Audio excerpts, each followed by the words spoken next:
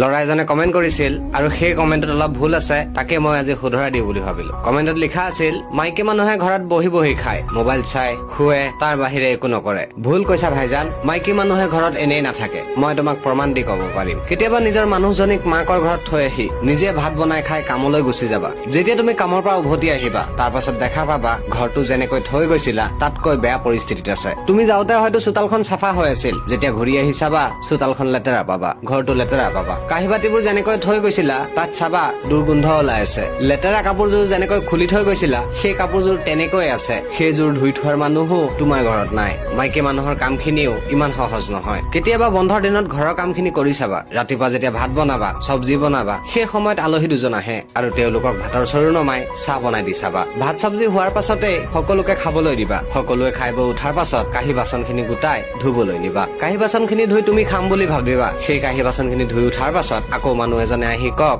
মোৰ কাপোৰ কেইটা ধুই দিয়া, গধূলিলৈকে শুকাব লাগিব। তেতিয়া তুমি খালী পেটত গৈ নোখোৱাকৈ কাপোৰ খিনি ধুই চাবা। এটা নহয় এনেকুৱা হাজাৰ উদাহৰণ আছে য'ত তাই বনাই সিজাই সকলোকে খুৱায়, কিন্তু কেতিয়াবা তাই খাব নাপায়। তাইৰ ভাগত হয়তো ভাত নাথাকে, হয়তো চব্জি নাথাকে। এই কথাটো তাই কাকো নকয়, আনকি নিজৰ স্বামীকো নকয় যে মই আজি খাব নাপালো। এই কথাটো অলপ অনুভৱ কৰি চোৱা, কেনেকুৱা লাগে তেওঁলোকৰ মনত যেতিয়া নিজে বনাই, নিজে সিজাই, নিজে বাঢ়ি দিয়ে আৰু নিজে খাব নাপায়। সেইটো কেৱল এজনী বোৱাৰী, এজনী পত্নী, এজনী মায়েহে বুজি পায়। আৰু এই কথাটো কৈ মই ছোৱালীসকলক উচতত নিদিয়া নাই। মই মাথো তোমাক বুজাব বিচাৰিছো যে কাৰো কাম সৰু ডাঙৰ নহয়। অলপ ভাবি চালে সকলোতে কষ্ট আছে। তুমি আৰু মই নহয়, আমি কবলৈ শিকা, সকলোৰে কামকে সন্মান দিবলৈ শিকা। ধন্যবাদ।